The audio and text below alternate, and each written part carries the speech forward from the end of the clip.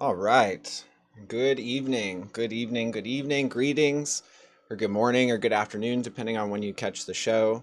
As always, I appreciate you being here. My name is Ryan Tower. This is Living in the Logos. We've got a really big show tonight. We're going to be talking about Peter Thiel. We're going to be talking about technocracy. We're going to be talking about the oligarchs and the elite. And we're going to be talking about how these things intersect in a way that stands behind the Trump presidency and appears to be, in my opinion, preparing us for a kind of technological revolution in governance. And so we're going to be talking about that tonight. And as always, we're streaming live from Manchester, New Hampshire. New Hampshire is one of the safest states in the country, and that has absolutely nothing to do with the demographics of the state. So don't you get any ideas. But we love it here. I love being in New Hampshire. It's a very liberty oriented state. The people here are smart. We have our fair share of bad apples, but I love the state. So we're streaming in New Hampshire. I appreciate you guys being here. And really, what I want to do is wish you all a happy Sunday, first and foremost. I hope that you're enjoying the weekend. I hope that you had time to do the things that you need to do or the things that you want to do. I hope everybody's healthy. I hope you're staying informed. And I want to start off with kind of giving us a direction to the conversation tonight because what I don't want to do, first off, is I don't want to get bogged down in discussing all of the details of Peter Thiel's life and all of the nuances and the intricacies of his political philosophy. Pretty much what I'm trying to do is make a case that the I want to make a case that Peter Thiel is arguably one of the most important characters and financial and political minds that are behind the Trump administration presently, and not necessarily specifically behind Trump. I think that what Peter Thiel represents is, in some sense, above Trump in the hierarchy and as far as the decision making goes, because Peter Thiel is kind of at the point where the military industrial complex and the financial industry interacts with the federal government. And so oftentimes there's a power play, of course, between the presidency and people that sit in Peter Thiel's position.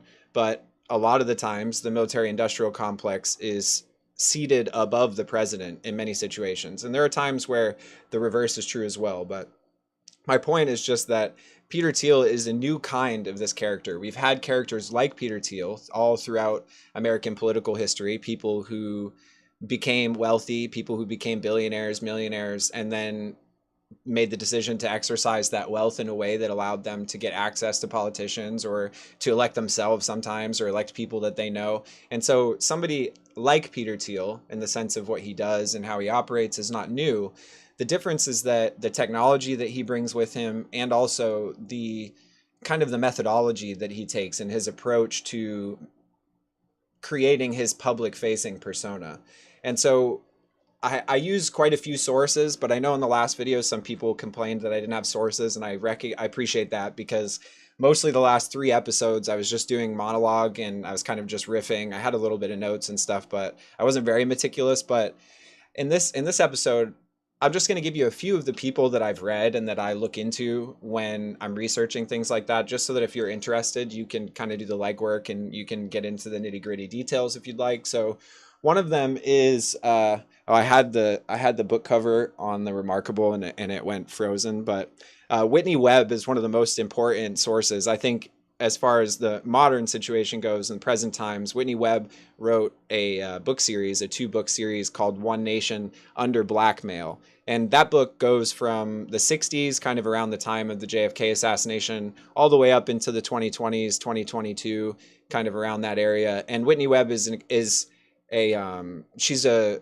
smart lady, and her journalism is very thorough. She cites everything. She brings receipts, and she cares a lot about the subject, and she's been researching it a lot longer than most of the people in the field. So I would highly recommend checking out her work. The second one that I'd like to mention is a fellow named Ryan Dawson. Ryan Dawson makes some documentaries and things online. You can find him on X and Twitter. I don't necessarily agree with everything Ryan Dawson says, and the same thing for Whitney Webb for that matter, but they are both reliable, thorough, and meticulous researchers as far as Peter Thiel, Technocracy, Jeffrey Epstein, all these subjects go. So I highly recommend them. And then the last one is Simon Dixon. Simon Dixon is a really interesting guy from the UK. He began investing in Bitcoin when it was at $3, and he actually published the first book that actually mentions Bitcoin in it. He attended the very first Bitcoin conference. He's a super interesting guy, and I've followed his work for a long time.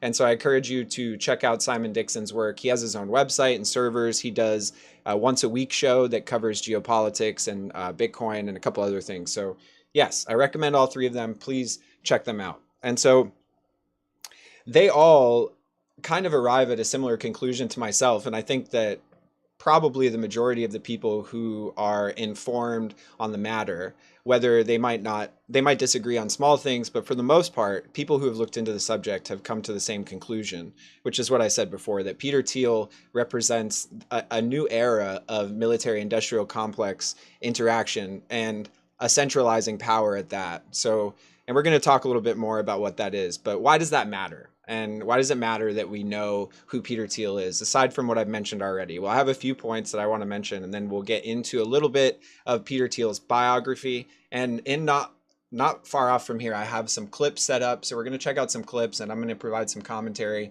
And I haven't done that yet, so I'm hoping that the sound on the clips works, and we'll see what happens. So why does it matter who Peter Thiel is? Well, for one, the future of American governance is going to be what is commonly called nowadays a public-private partnership. And what that means is that the federal government is making business alliances with private companies to do things that the federal government would normally do itself. Okay, so you have the public, the federal government, the private, which would be the corporate entity that they're contracting with, and the partnership. And so originally this was it was a new idea not very long ago, but it's recently become a lot more popular because often what happens with these federal government agencies is they want to push forward an idea like surveillance. They want to increase surveillance, for instance, like with the Patriot Act after 9/11. Well, oftentimes when the public finds out what they're trying to do, there's a whole bunch of resistance, people protest and complain.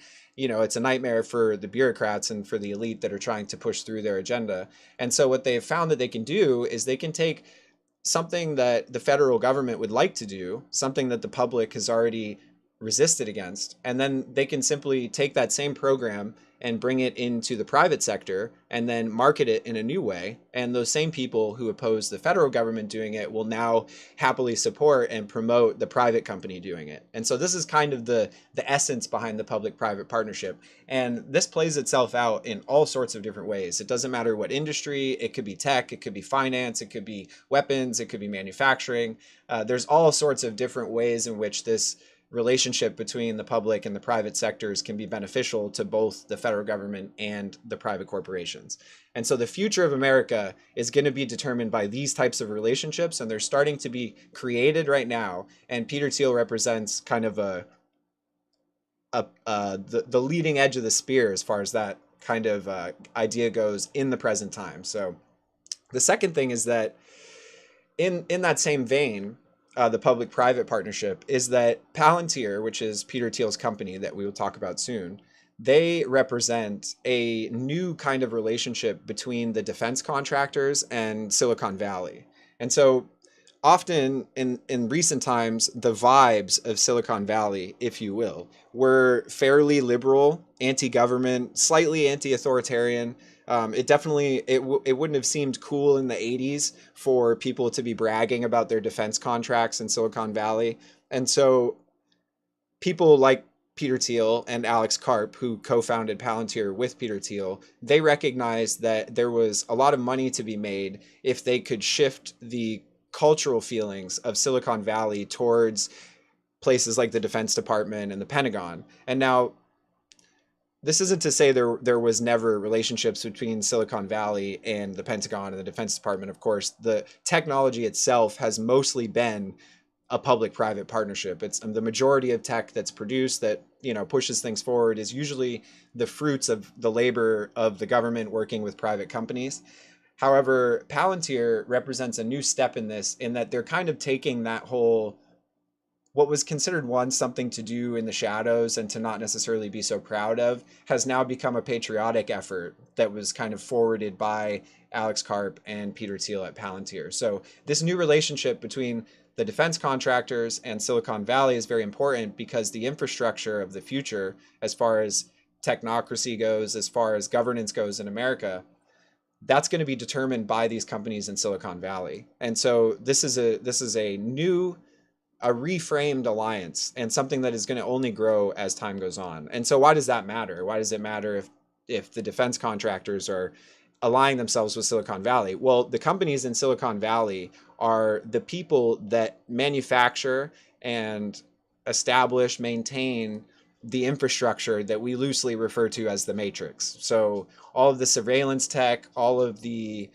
spying software, the majority of the weapons are now going to be artificial intelligence, and they're going to be, the weapons are going to be driven by tech. And so the Silicon Valley companies are basically the entire economy at this point. Apart from some of the other military industrial complex contractors, they are almost entirely making up the majority of the positive motion in the S&P 500 is coming from these tech companies. Okay, so the fourth thing that I wanted to mention is that because of their unique position in building this infrastructure, this matrix infrastructure throughout the country, is that the federal contracts that they're able to obtain or manipulate into getting, it positions the Silicon Valley companies to king make the successful companies in the future. So if there's an alliance between private companies in Silicon Valley and the federal government, those people who have already made that alliance can then flex that relationship in order to prevent other companies from being successful. And they call that in the industry king making, because you technically get to pick who the kings are of each industry.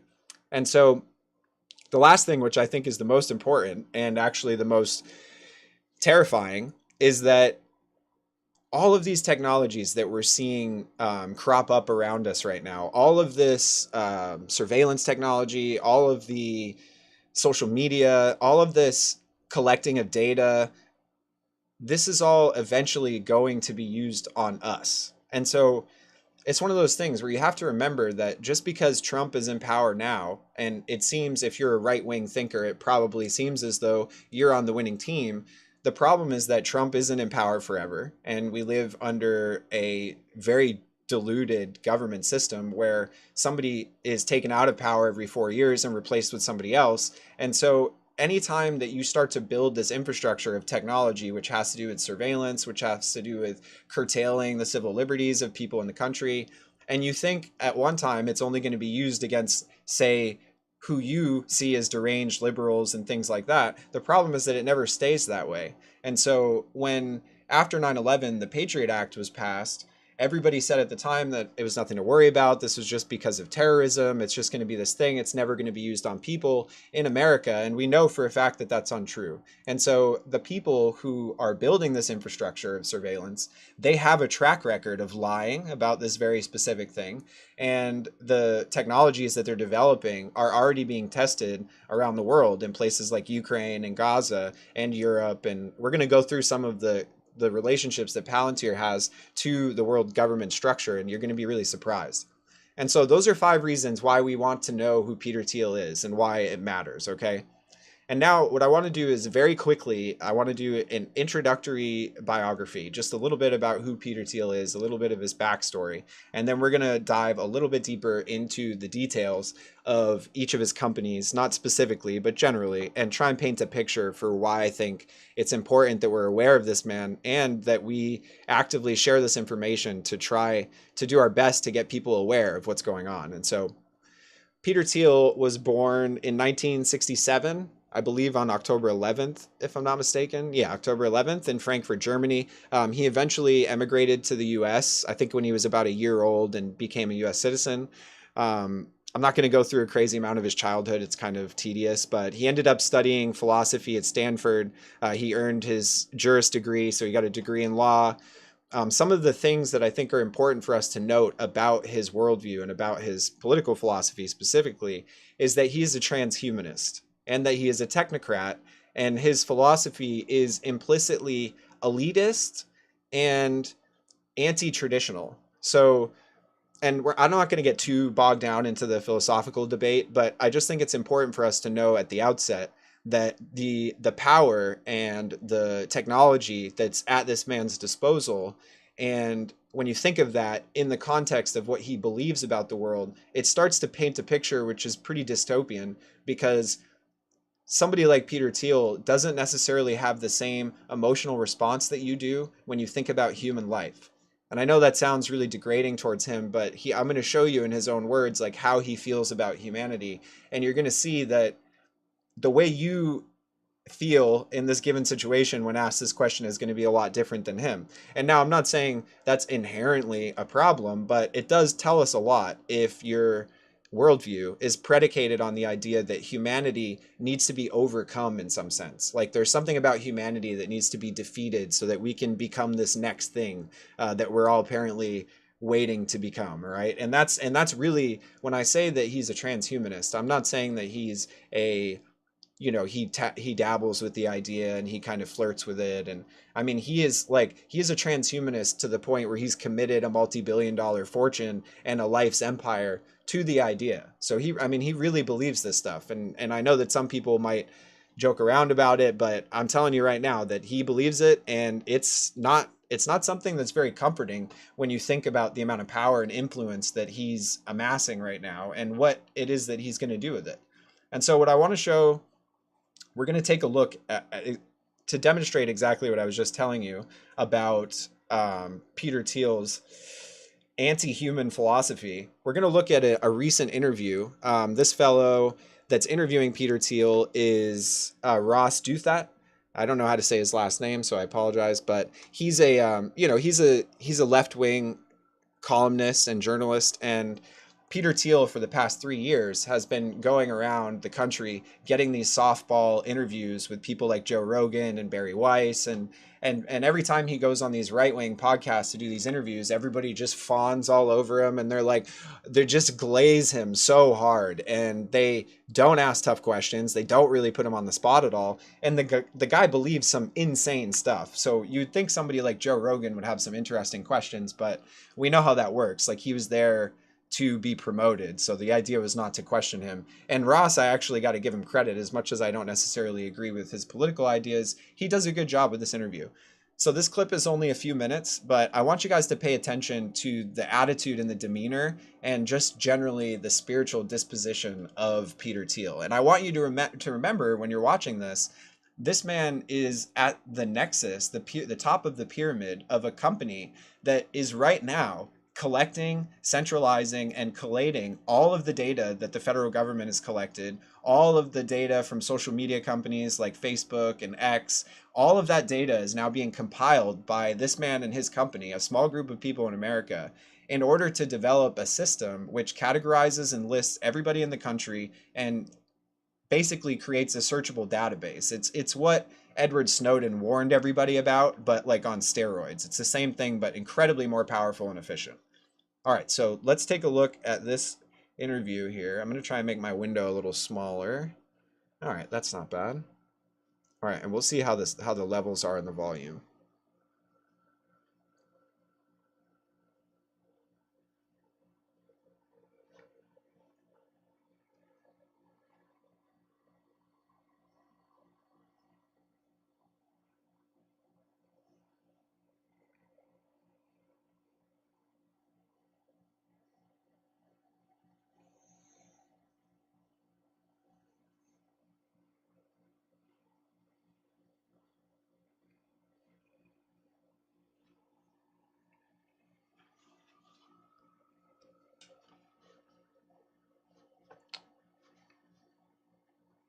Oh, guys, I'm sorry. I just realized that the level isn't coming through. Hold on.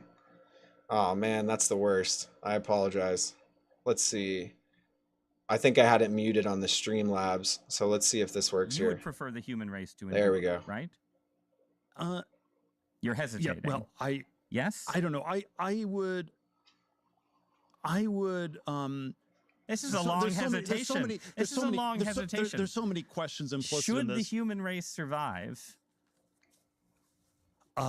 Yes. Okay. But I also would I also would like us to radically solve these problems. Right. And so, you know, it's always, I don't know, um you know, yeah, transhumanism is this, you know, the ideal was this radical transformation where your human natural body gets transformed into an immortal body. And there's a critique of, let's say, the trans people in a sexual context, or I don't know, a transvestite is someone who changes their clothes and cross dresses, and a transsexual is someone where you change your, I don't know, penis into a vagina, and we can then debate how well those surgeries work. But we want more transformation than that. It's the critique is not that it's weird and unnatural. It's, man, it's so pathetically little. And okay, we want more than cross dressing or changing your sex organs. We want you to be able to change your heart and change your mind and change your whole body. And then Orthodox Christianity, by the way, the critique Orthodox Christianity has of this is these things don't go far enough. Like that transhumanism is just changing your body, but you also need to transform your soul, and you need to transform your whole self. And Okay, before we go any further, I just want to say something about Peter Thiel that you'll notice if you watch his content ever is that he couches all of this really weird Gnostic transhumanist philosophy in a very lowbrow, cheap exegesis of Christian theology. And like he will use Revelation, and he'll talk about the end times and apocalypse. And what's fascinating to me is that he's a gay man that's married to another guy, and the idea that anybody should take him seriously as a Christian, and not to, I'm not criticizing him specifically for the gayness, but I'm saying that there's obviously a disconnect there. If you think that you're going to reconcile those two worldviews, what you're doing really is just saying that I like certain parts of what scripture says and I'm just going to use the rest. But that aside, I want to highlight the hesitation that he feels when talking about humanity. And not only that, but you have to remember the whenever somebody expresses to you a view like this, it's important to reflect on what's called the presuppositions. So what that means is that when Peter Thiel says that transsexual people is not enough of a transformation, what he means by that is that the human body as it was created naturally is not good enough. It's lacking something. It needs some type of improvement that only technology and Peter Thiel and all his heroic masterminds could ever offer us. Is That's what he's looking for. So the presupposition of we need more transformation, the presupposition is very simply, this is not enough. What we've been given is not good enough, and we need to make it better, and we need to take it in our own hands. And when he hesitates, when somebody who is an elite like this hesitates, the hesitation is because, and I'm not exaggerating, he thinks regular people are stupid and that they don't deserve to continue living as humans. Basically, in his worldview, and this is something he articulates pretty specifically, the people who don't choose to meld themselves with this transhumanist future that he is fantasizing about, those people aren't going to make it, right? And he thinks that this is like some type of pinnacle expression of evolutionary science, and that the only inevitable next step is that human beings must merge with the machine and, become immortal in this really fake and artificial sense. And one other thing about transhumanism before we keep going is that the implications of philosophies like transhumanism are very similar to the story of the Garden of Eden. And if you think of the apple or the fruit, whatever you want to call it, that is offered to Eve, it is an offer of something from nothing, you could say, or maybe a shortcut, something where you can avoid suffering but still get the good thing that the suffering brings to you. And transhumanism is no different than that. What it is a desire to avoid the realities of life and to overcome it in some sort of selfish way. All right. So these kind of people, my point is, these kind of people should probably not be the ones that so are Right, but the control. other Oops, sorry. They probably shouldn't be the people who are controlling the surveillance apparatus and that has the capacity to blackmail, manipulate, harass, and terrorize anybody that uses the internet or a cell phone. it's just not really a good idea.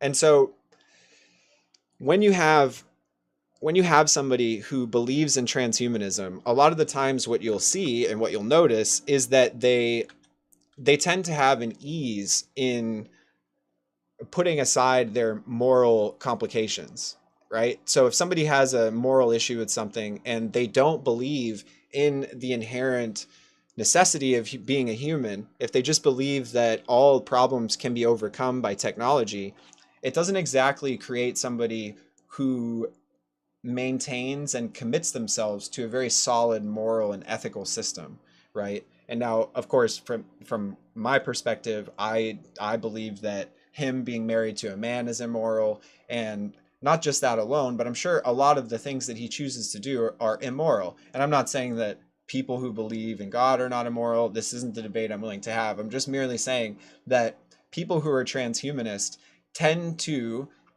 have a little bit of an easier time to put their morals aside because the goal that they're chasing after is so grand. Oftentimes they feel as though they have to be willing to do anything in order to make it happen. And so, in that line of thinking, what I want to say about a little bit about Peter's background is this is a guy, like I said, that sits at this nexus of intelligence and military industrial complex. And so in our present political climate, we have a lot going on about Jeffrey Epstein and Donald Trump and whether or not those things are related. And the truth is that they are very related. And Peter Thiel has taken scores of meetings with Epstein, both in Florida and in New York. And so Peter Thiel is no stranger to this network in the same way that Donald Trump isn't. And he also is important to mention. Peter Thiel also sits on the steering committee of the Bilderberg Group. Now, if you don't know what the Bilderberg Group is, this is a, let's see, what does Wikipedia say it is? Thiel is a member of the steering committee of the Bilderberg Group, a private annual gathering of intellectual figures, political leaders, and business executives. Now, we're not going to relitigate the whole Bilderberg story. I'm sure most of you guys have probably heard about it by now, but just to make it a quick crash course, these think tanks and supranational organizations that are made up of business leaders and politicians and entertainment celebrities, the whole thing. These are the meetings that set the agenda that is then sold and repackaged to the people of whatever given country these leaders come from. And so in some sense you could say that the Bilderberg is a government above the American government, and that the agenda is set by the international elite of finance and politics and entertainment. Okay, so they meet there once a year, they talk about what they're going to do, and then they go do it. Peter Thiel sits on the steering committee, so he sits above other like-minded people like himself in a hierarchy, which allows him to then network, make connections, make investments, insider trade, get the heads up on things before they happen. So he's able to really leverage his position because of his presence at the Bilderberg Group. And that's also a reason why a lot of the other business people and the business industry in general really opened the door for him, because he had already been vetted. But we're going to talk a little bit about his past. And what I wanted to say is that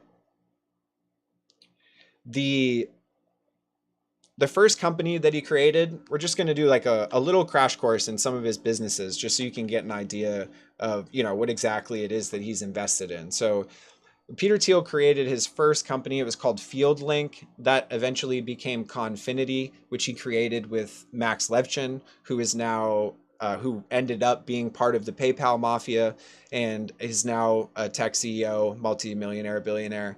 Confinity is actually the company that ended up launching PayPal. And the reason was that PayPal, it was an idea, is a software idea to fill a gap in digital payment systems.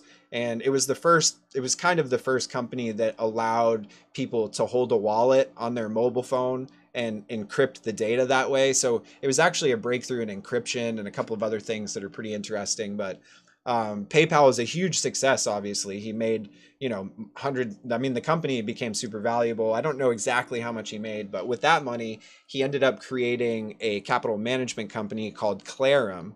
And it's basically a global hedge fund. I mean, probably generated hundreds of millions of dollars. And, the way that works is insider trading, currency manipulation, that kind of stuff. And then, there's a few other things in there that are important, but it's kind of too much of an aside. One of the next important events as far as Peter Thiel's business goes, for our understanding, is that in 2000, I think it was 22 or 21, Peter Thiel put in about 15 to 20 million dollars into a super PAC in Ohio to make sure that JD Vance would win his Senate race. Okay, who is now, of course, the vice president. I'm sure you would know. And the reason I bring that up is because I'm going to conclude at the end of this, as I said, that I think it's important that Peter Thiel is known and understood by us, and that we can share this information because of his intentions of using the administration to forward his agenda. And so when somebody like Peter Thiel steps into the political scene, and he is very obviously playing the long game, right? So Peter Thiel knew when he gave that money to JD Vance to get elected as Senate, he knew what he was doing. And they actually basically created JD Vance in a petri dish at Yale College, and then pulled him out of Yale. Peter Thiel and David Frum were the two people who mentored him, basically, and they built his career for him. They created this hillbilly elegy or effigy or whatever it was, and he wrote this goofy book where he LARPed as like a middle America white guy that just happened to get a Yale law degree, and then just happened to land a job with a multi-billion-dollar government contractor at a hedge fund and a capital investment firm. And it's very clearly obvious that JD Vance was created by Peter Thiel and David Frum to eventually be a surrogate for them in whatever capacity they managed to get him to. So, I mean, Peter Thiel then began supporting, or was already supporting, Donald Trump, but saw JD Vance as an opportunity for him to get a candidate all the way into the White House. And that's exactly what happened. Peter Thiel was part of Trump's first administration's transition team, which means that he was part of the group of people that were doing the hiring. And if you remember Trump's last administration, what was the complaint that everybody said? Oh, Trump hired all these goons. He hired a bunch of bad people. That's why he can't build a wall. That's why he can't do this. That's why he can't do that, because he hired all the bad people. Well, you can thank Peter Thiel from that. And that's why they ended up with a whole bunch of people from Goldman Sachs and all these other financial institutions. And so Peter Thiel stepping into the political arena with this money is evidence that he has desires and intentions for the future, right? We know that given a traumatic circumstance where Donald Trump isn't able to be president anymore, JD Vance is the guy. Now, I'm not suggesting that there's some type of plan to make that happen, but it is the reality of the situation. And it is something that's happened before in American politics, JFK, mind you.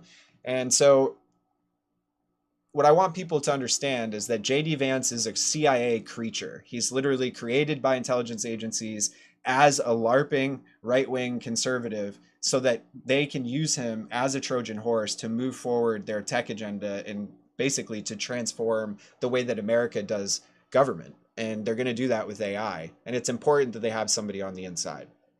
So just some of their other investments, which are really important. I mean, Peter Thiel was super early in Facebook. He has a company called Founders Fund, which is kind of a capital. It's a venture capital. He has Valar Ventures. He has Mithril Capital, Y Combinator, America's Frontier Fund, Rivada Space Networks, and Enhanced Games. He also has Anduril Industries, which is creating AI-powered drones and military equipment. He has a company called Bullish, which is a crypto exchange, which is recently filed for an IPO. So it's going to be released on the New York Stock Exchange.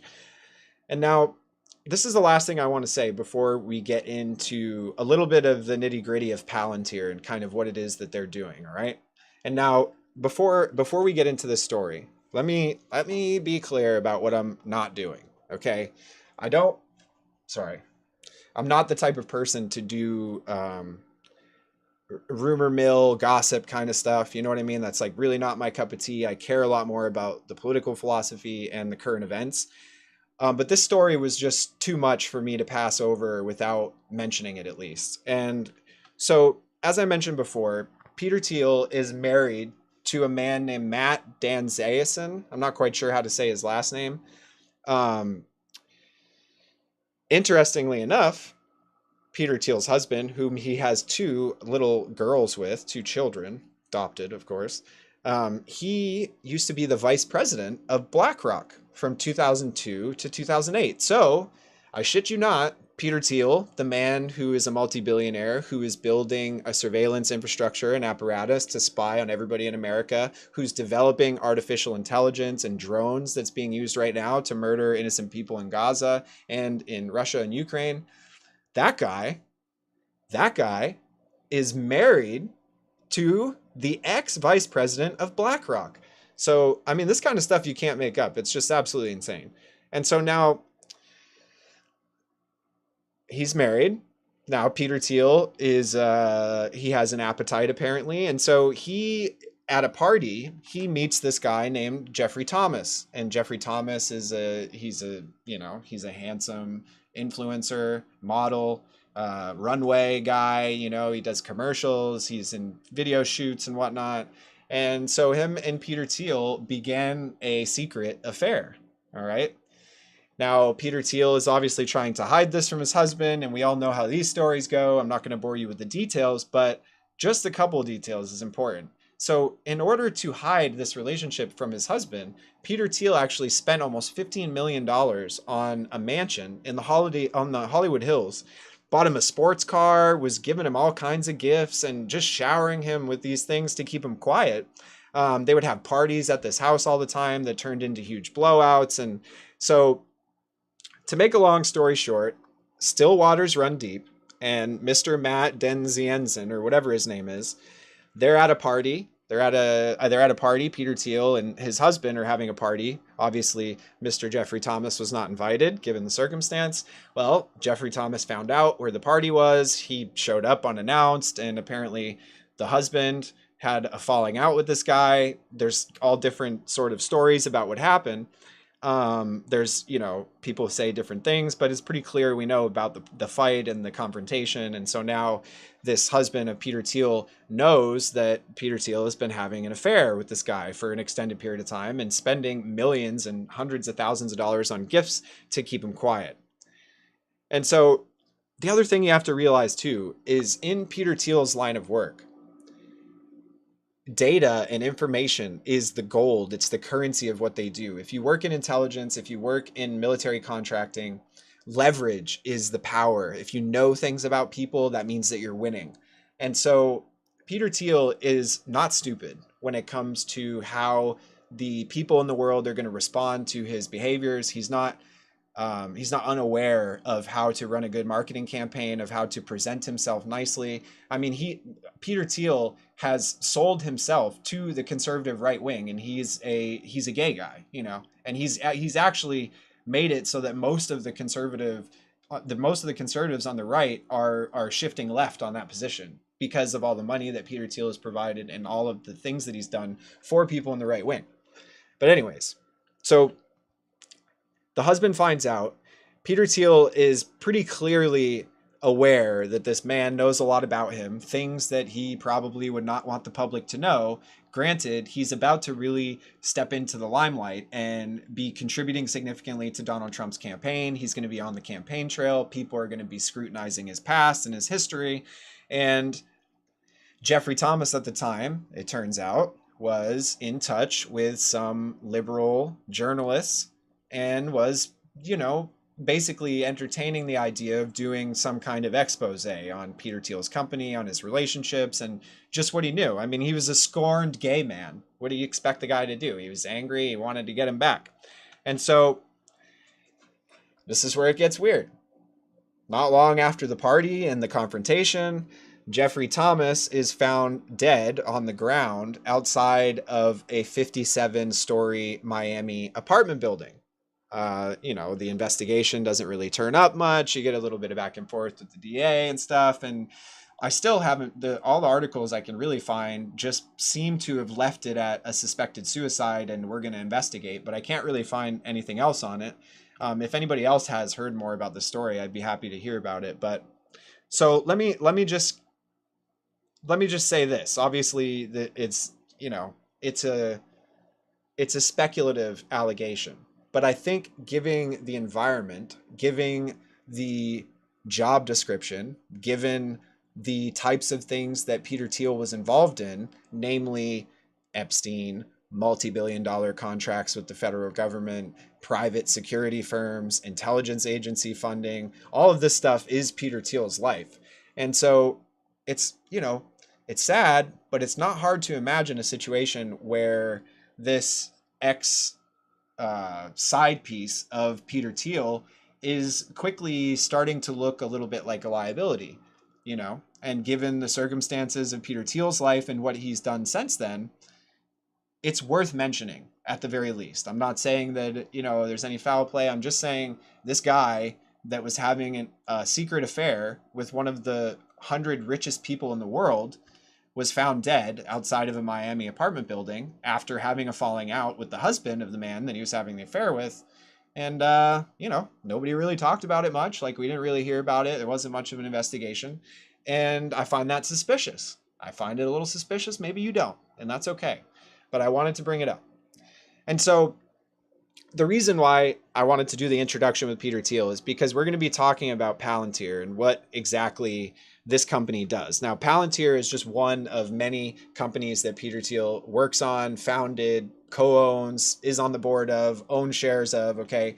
The guy is like a network of ideology, and everything that he does is connected in some sort of telos. He has some direction to what he's doing. And so Palantir was, in the beginning of Palantir's life, its only customer, I think for the first 4 years, was actually the CIA. The only company that hired Palantir for like the first 4 years of existence was the Central Intelligence Agency. Palantir employees spent multiple hours, countless days going in and out of the facility there. And it's recorded because they have to check in and out. So we know that's true. And so Palantir, what I would suggest to you, Palantir is basically it's the new intelligence agency. It's the intelligence agency kind of brought into a public facing role where portions of what it does can be secret, but it also maintains the illusion of a kind of well-to-do, we're just here to make weapons kind of thing. And so what I find interesting about Palantir is that it seems to be the new model, the new intelligence agency model, the new surveillance model, the new model to do whatever it is that the CIA does. It looks like that Palantir is basically going to be that model, and we're going to see more and more of that as we go on. And so Mr. Thomas, who, the fellow who died, who fell, it's been said, from the 54th floor or whatever of a balcony in Miami. So not very long after that, I think it was a few months, Peter Thiel was involved in a highly suspect bank run on a bank in Silicon Valley, which is called Silicon Valley Bank. And what did Peter Thiel have to do with it? Well, money from his founders fund, which is one of his large investment firms, had something like $50 to $100 million invested or, held in that bank. And he went to all of his investors and people that listened to his advice and said, hey, this bank is going to crash. Like, you should take all your money out. And so after a few high profile investors took their money out, there was a bank run and the bank collapsed. And what's interesting about that is recently Peter Thiel has created, you guessed it, a new bank that's going to do the exact same thing that bank did, except he owns it. So that's cool. And I just wanted to mention that because that's the kind of thing that Palantir allows Peter Thiel to do. Like, he can be involved in any industry and he can exercise his power and leverage in that industry. And he's quoted as saying he despises competition. He's very much a monopolistic thinker. He tells his people that he mentors to find something, an industry or a product, and make sure you're the only one doing it. And that, I mean, not very American, whatever, I have my opinions, but what I want to do with Palantir is I want you to see, let's see, I have the investor portfolio. We don't need that. Okay, so I've got this great video about kind of what Palantir actually does. And it's not going to be monotonous, I promise. It is important, but I want you guys to see just from a different perspective, so you're not just having to listen to me say things. And actually, this lady is she describes this really well. And if you're interested in checking out this channel, it's called Good Work on YouTube. He's a really, really funny guy, and he does really, really good content. So if you're interested, please go and check that out. So let's check out this video. Let me make my face small. There we go. Zoom right out of there. All right, and let's see. We got levels up. Super. Reddit retail army category for a while. The subreddit for Palantir traders is, I think it's about 100,000 people now. I mean, they refer to Alex Karp, the chief executive, as Daddy Karp. He's really responded to that by saying kind of increasingly I'm trying to find a polite way to say this, just increasingly kind of out there things in his interviews. That's right, Tabby. It's always dangerous to start calling rich guys daddy because you never know what they're gonna feel emboldened to say next. Me as a front man offending half of America. I don't think in win-lose. I think in domination. Almost. Oh, hold on.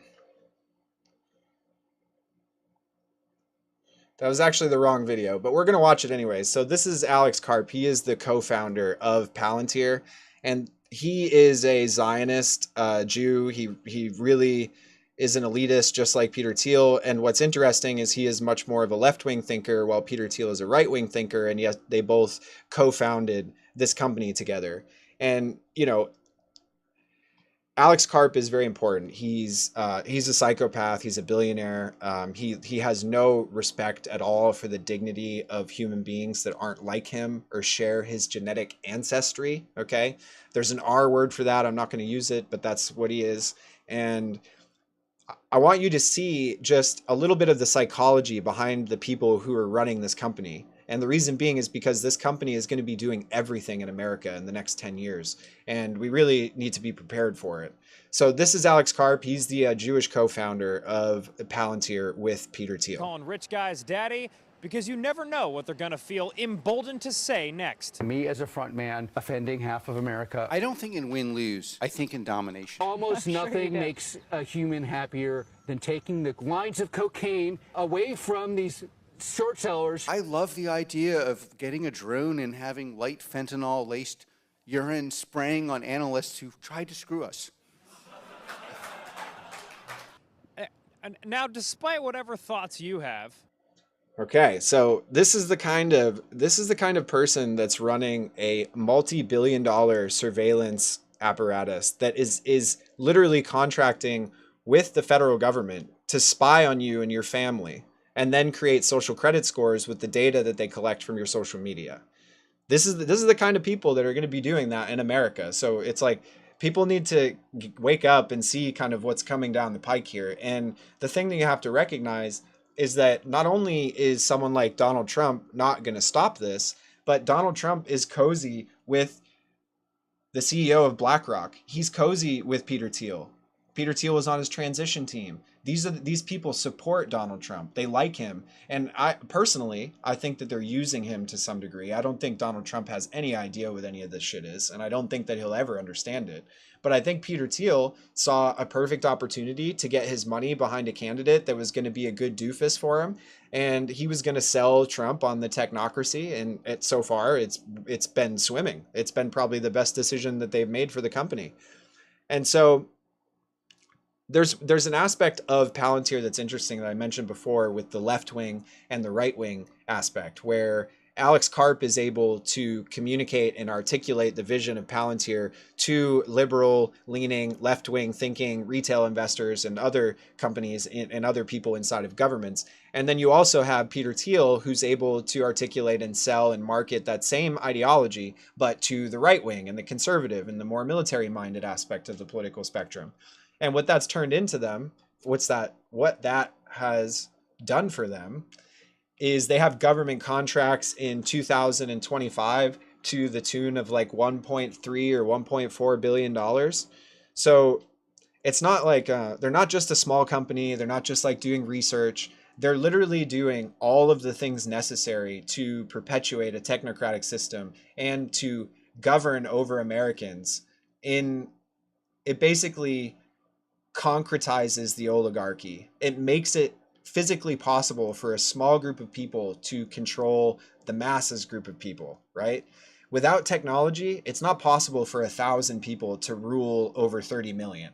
But when you have AI, when you have drones, when you have surveillance, and when you have digital IDs, and when you have money that's attached to the internet and can be switched on and off, it's not hard. You don't need that many people, and you can control a whole society as long as you can keep them from actually physically getting to you.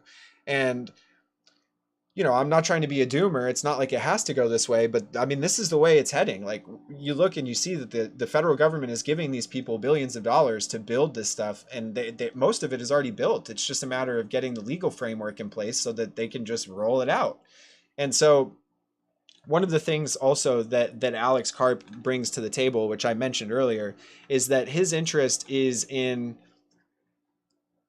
a very unified and strong alliance between Silicon Valley and the Western ideology and culture as a whole. The whole ethos, the ethos and the telos of Palantir is to sell Silicon Valley and the West on an alliance between each other so that Western power and hegemony can be protected with the best military equipment available in the world.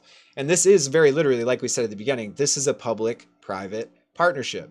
What you're going to see is that Palantir, generally speaking, is a public-private partnership. It's just reiterated in all sorts of different ways in different aspects of government, in different aspects of the private sector. And so one of the most important aspects of Palantir, as far as we're concerned, is that the technology it's ubiquitous. It's going to be in every industry, but it's also centralized. And so there's going to be this tension going forward between technologies which cause decentralization and technologies which cause centralization.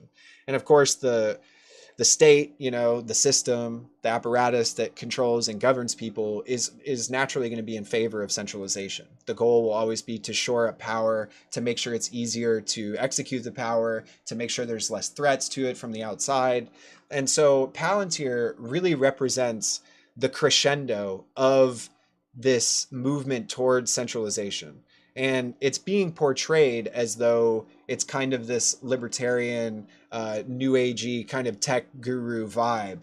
But I assure you, this is very much so the surveillance grid. Like when you think about John Connor and when you think about Terminator, like this is what they're building. And I'm not trying to exaggerate or be goofy. I'm dead serious. Like they really are building this, and they're getting billions of dollars of our money, like literally taxpayer money is paying them to construct this infrastructure to imprison people, and that's the reality of the situation. So the military technology that Palantir is producing is particularly important. And so what I want to share with you guys, we're going to go through just a little bit of what Grok says about the things that Palantir is using right now in America. And I'm going to try not to be too tedious with this, so just bear with me. I know the text is kind of shitty to look at, but so I asked Grok to list the different products that Palantir has created and being used in America right now. The first one is Gotham, which is a software platform designed for defense, intelligence, and law enforcement agencies, enabling data fusion and analysis of large, disparate data sets. Right? So what that means is they can take satellite imagery, signals intelligence, and informant reports. They can collate them along with all the other AI information that they have, and they can actually start to get into the realm of pre-crime. And I'm not kidding. Like, that's really what they're trying to do. They're trying to get into the realm of predicting crime before it happens. I'm like, these people they're insane. I'm not joking. They're crazy. And so what is Gotham doing in America? Well, it's used by the U.S. Department of Defense, the FBI, the Department of Homeland Security, the U.S. intelligence community, and it's used for counterterrorism, military operations, and threat detection. For example, it has been used to predict locations of IEDs and improve battlefield decision-making. It's used by police departments, such as the LAPD, to identify chronic offenders in high crime areas, though this has raised concerns about civil rights. Yeah. Supports U.S. immigration and customs enforcement. So ICE is using it in tracking undocumented migrants and asylum seekers. including through the Immigration Operating Service and the Deportation Lifecycle Platform. They just got that contract in 2025, in April of 2025. So you can see just in one product, it's being used in every aspect of enforcement and I guess what you would say domestic kind of oversight. So ubiquitous pretty much through that whole area. And now we have the next product, which is called Foundry. This is a data integration and analytics platform for commercial and government clients, creating a central operating system for data to enable insights, simulations, and operational optimization.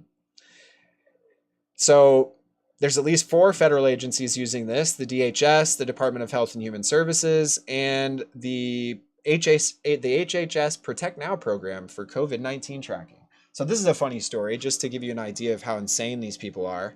During COVID-19, Palantir was hired to test the poop. They were testing people's poop to try and track the effectiveness of the vaccine. It's just, these people are nuts, I'm telling you. So the Foundry is used by commercial clients in industries such as healthcare and finance and manufacturing. And so what it does is it's basically an operating system that gives you a 30,000-foot view of your company and allows you to focus in on specific data sets, analyze them, create reports, simulate the future based on certain data sets. It's almost like if you took Grok and made it into a business-specific, like QuickBooks sort of operation, okay? What does it use? What is it used as well? Oh, well, it supports the Trump administration's effort to centralize data across agencies, including for immigration enforcement and fraud detection, raising privacy concerns. So let me say, just an aside, I'm sorry, I want to get through this quickly. But when you hear that Trump's administration is using Foundry to centralize data across agencies, right? What that means is that all of the things that the federal government knows about you are traditionally kept separate because the government, up until now, was aware of the danger and the threat that is involved in giving too much data at one time to certain people, right? So one good example is like in the Russian Revolution, when the communists took power, the lists of addresses and people who were opposed to the party, that's what they used to go and find and kill everyone that was opposed to the communist revolution. And so that's an old example, but the point being is that when data is stored and it's private and individual and the wrong people get it, it's really dangerous. And so, you know, the other thing that really irks me about this is that we're supposedly told by the Trump administration that we're expecting mass deportations, that the immigration problem is finally going to be sorted, and we're going to be able to, we're going to make America great again, right? There's going to be Americas for Americans, supposedly. The reality is that with Palantir's technology, they could very easily deport all the people they wanted to, and they could do it accurately. They could deport the right people because they have that information. The reality is that they don't want to, and they don't want to because when they don't deport people, Palantir makes more money, right? So let me say that again. When deportations don't happen, the civil unrest that comes from it, the necessity for tracking and tracing people increases. Palantir is like directly profiting from the immigration problem. And there's no way it's going to be stopped. It's not going to happen because there's improper financial incentives to even create the environment where it's possible. It won't happen because the money's not there. It's just not going to work. And so the last product that they're using in America is called Apollo. This is a continuous delivery system that manages and deploys updates for Gotham and Foundry, using a microservice architecture to ensure scalability and efficiency, even in edge environments like satellites. So this has to do with software deployment, being able to increase scale faster, not all that interesting, but important nonetheless. And then the last thing, which is important, is that Palantir's artificial intelligence platform is being used in government agencies such as the Department of Defense to operationalize AI for military applications, including real-time responses via AI chatbots for operational planning, adopted by commercial clients to enhance data-driven operations such as in healthcare and finance. And so my point is just that what do you see happening here? What you see is a all-encompassing surveillance, analysis, artificial intelligence, military and weapons contracts company establishing itself as the new system. Like the new system is going to be Palantir, and it's not hard to see why that's happening and how it would occur. And so let's look at, oh, we had some more clients. I don't need to do the international ones. Okay, so I just wanted to give you guys an idea for what it is that's happening in America as far as this technology is concerned. And the reason why I bring it to your attention is that this technology is not, it's not something to be casual with. And the reason I say that is there's never really been a time in history where this type of power and access to the lives of individual people has been available to anyone.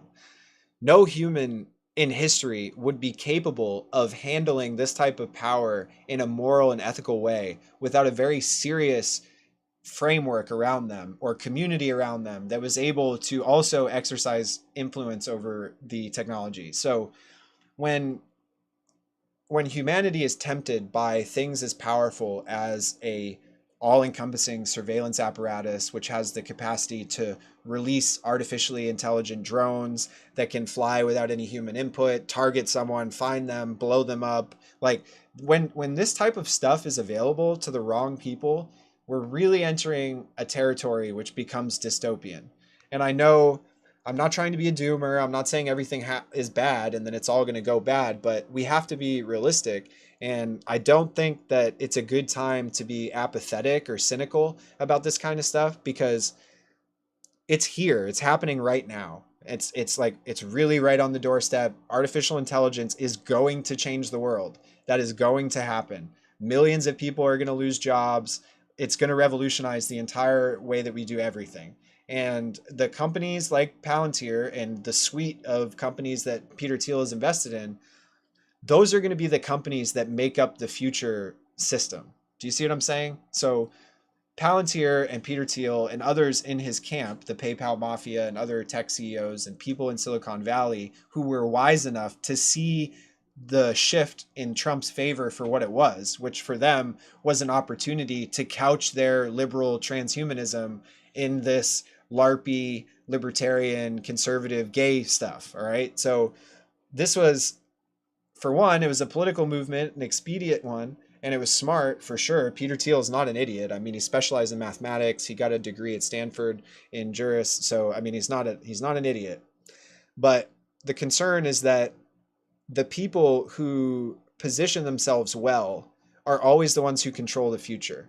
And I think if you look at the political landscape, if you look at the business landscape, I don't think, apart from, someone like Elon Musk and Peter Thiel, I don't think that there's any other people that are as well positioned as them as far as understanding the direction of not just military, not just drones, not just government, but really seeing the vision of the future that is most likely to come into being.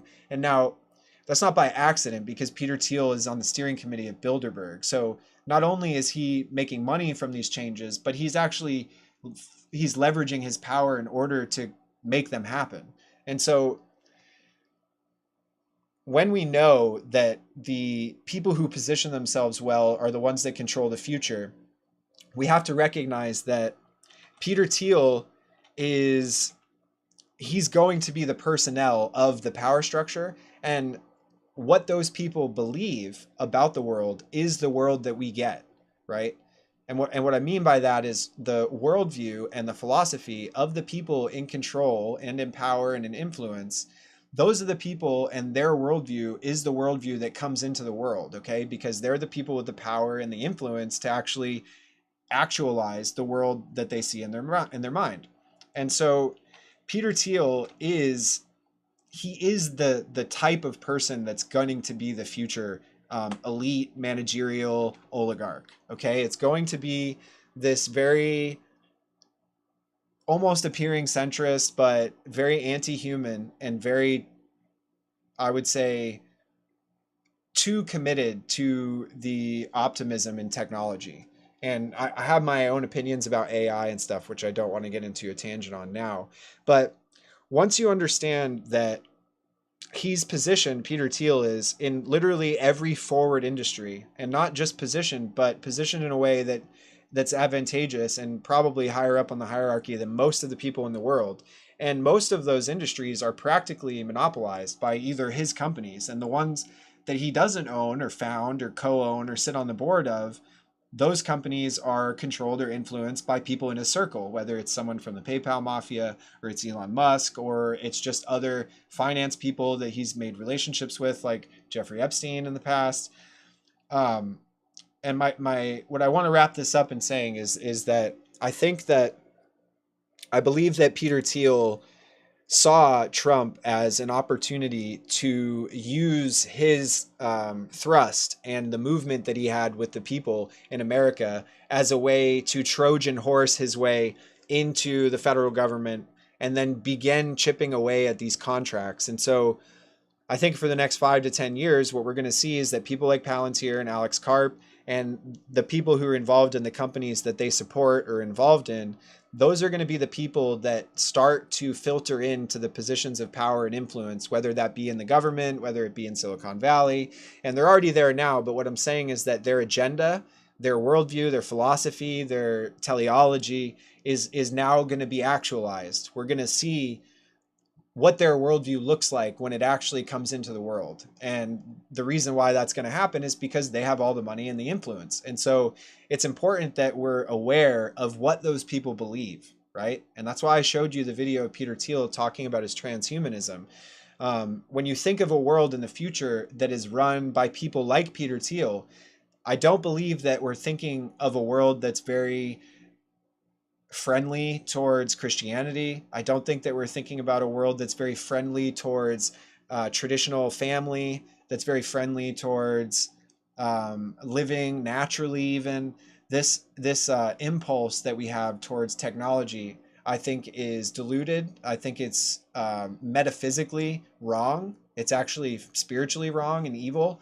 And I'm not saying technology is, but I'm saying the drive that it seems that modern humans have to use technology as a way to overcome what they see as an insufficiency in their humanity is a really, really, really big mistake.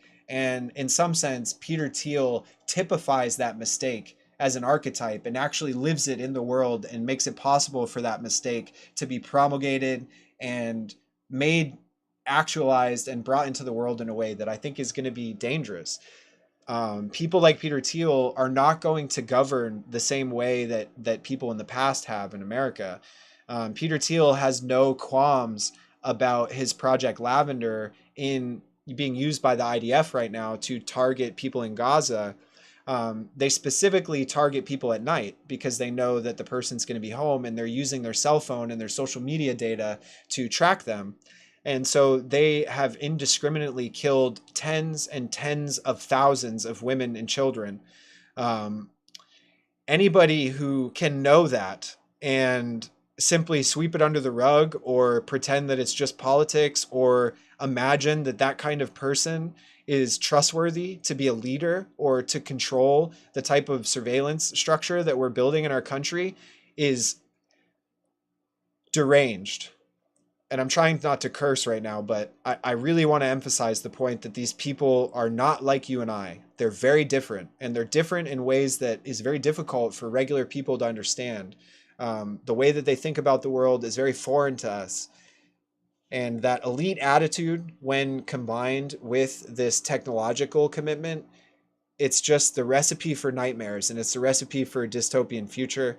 And what I really don't want to see is, and what I think I see happening, is that this ideology that Peter Thiel represents is going to be very successful in integrating itself into the hearts and minds of people who see the world and want security and want a border and want order and law. They're sick of seeing crime. They're sick of seeing violence. They're sick of seeing theft and robbery and sexual assault and all of it, that people are sick of it. And when somebody like Palantir comes around and says, hey, man, we can make all this go away. All you have to do is give me the power to shut off someone's bank account when they do the wrong thing. And now this is where things are headed. So when they talk about making their own banks, when they talk about X being a banking platform like WeChat, think about all the people who have been banned, suspended, canceled in the past 5 years, right?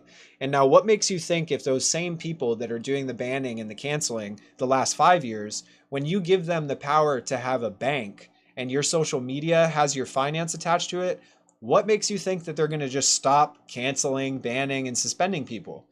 It's not going to happen. It's very clear where this is headed. And so I hope people can recognize that the country is primed up right now. We're primed up to demand something new. And Peter Thiel knows that. The people who operate at that level of the hierarchy are aware of how these things work. They know how emotional Americans are. They know how committed we are to really seeing a better future. And they're going to take advantage of that. And I think that when you look at the coming together of Alex Karp with his Zionist philosophy, with Peter Thiel and his technocratic and kind of libertarian philosophy, I think what you're seeing is a dangerous unification of ideologies, because Trump's administration has made it very clear that anti-Semitism is really high on his list of priorities. Robert F. Kennedy said that anti-Semitism is like a health emergency in America. Project Esther, which was created by some Jews in the conservative wing of politics, which is basically a roadmap for how to get rid of as many anti-Semitic people as possible in the country. The crackdowns that are happening at the universities that gave birth to the protests in support of Palestine when the war originally broke out. All of these shifts in pushing out anti-Semitism is genuinely just a cover for suppressing and silencing and shutting down a 5 to 10 year process of awakening in the American minds of the Jewish power structure. And so I see Peter Thiel and Alex Karp coming together as a really dangerous situation for people who are opposed to Jewish power and influence in America, and people who just genuinely want to live a life with civil liberties and not be spied on a bunch of nerdy psychopaths that genuinely would probably sleep better at night if we were not living anymore. So I hope that was helpful to you guys. I know that it's not exactly the most white pill to end on, but I do want to say this. I want to end on a white pill because I think that's important. People like Peter Thiel are never ultimately successful. And the reason is that their worldview is metaphysically antagonistic to the like reality at large, right? The idea that human beings are capable of superseding their humanity or of somehow making themselves into something greater than they were before by adding a freaking brain chip or adding some type of robotic arm extension, or by making it so that your brain can hook up to Wi-Fi when you glance up and to the left. Like, this is retarded stuff. And the thing that's crazy about it is all of that effort and the emotion and the philosophy and the wisdom, what it does is it creates in you an emptiness that is always looking for something else to fill it up. And so this technology and Peter Thiel's whole worldview is just simply an expression of his dissatisfaction with the way the world is, probably something with how he feels. And what's crazy is that ends up extrapolating itself into this multi-billion-dollar system of incredible evil and murder and suppression and surveillance. And just hearing Peter Thiel talk, you can hear the paranoia, the inwardness, the seething for like normal people. You can hear it in his voice. And the white pill is this: listen, people that love God, people that love other people will always win. We might lose for a little while because we don't have the same resources, but I'm telling you right now that whatever it is that Peter Thiel is trying to do, ultimately it will fail. We might have to deal with it for a while, and I'm not just saying this in some, goofy, like theological, like God won't let that happen. But what I'm saying is that the universe as such, the way the world is constructed, is that the attempt to overcome it is always met with a reality check. And I'm concerned actually that this might be more severe than we'd like it to be when it does happen. But we don't know. We don't know what's going to happen. So, I encourage you guys to keep the faith, stay positive about what's happening. Please share, comment, and subscribe to the channel if you can. It really helps me a lot. I've tried to purchase ads on Facebook. They reject them because of the content. I mean, it's not really easy to like get the information out. So whatever you guys do to contribute to that, I really appreciate it greatly. I love doing this. It means a lot to me. I hope it's helpful for you guys. And I hope you're doing well. And I hope you take care. And I'll see